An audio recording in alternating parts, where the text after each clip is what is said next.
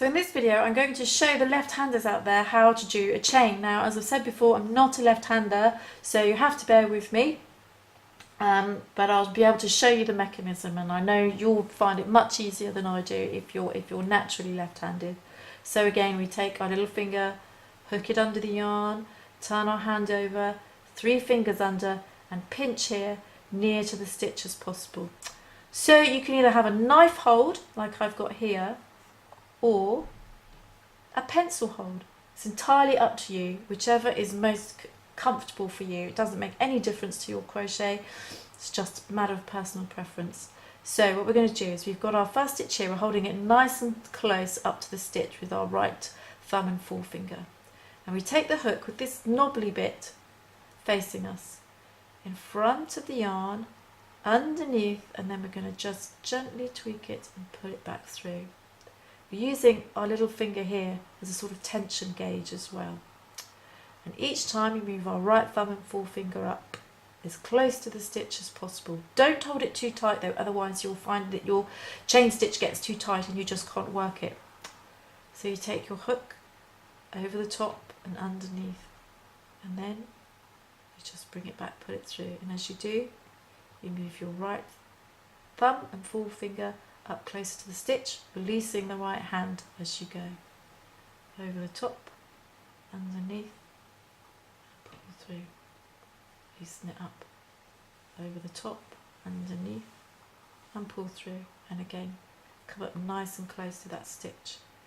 It's really good for me actually, doing this left-handed, because it reminds me what it feels like to be a learner.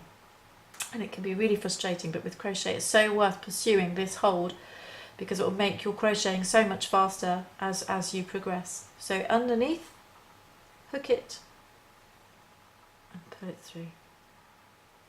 Underneath, hook it and pull it through.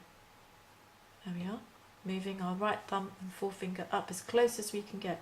But we should still be able to do this with our stitch.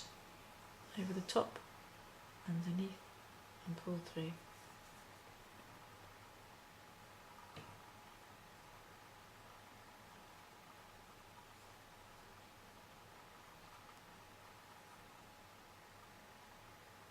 It's been said that when crocheting you want to really be able to master this chain stitch, to be able to do yards and yards or meters and meters of it before moving on to any other stitch, because if you've mastered the chain stitch, basically every other crochet stitch will come quite easily to you, because it's just a matter of how many times you wrap the yarn around the hook.